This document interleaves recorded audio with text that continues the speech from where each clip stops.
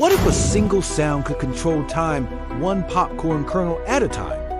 In a quiet lab, scientists discovered that when you play a very specific low-frequency hum, popcorn doesn't explode in a frenzy. It hesitates. Each kernel swells, trembles, and pops in perfect, lonely sequence. The sound waves disrupt the steam's rush to escape, turning chaos into a strange, beautiful rhythm.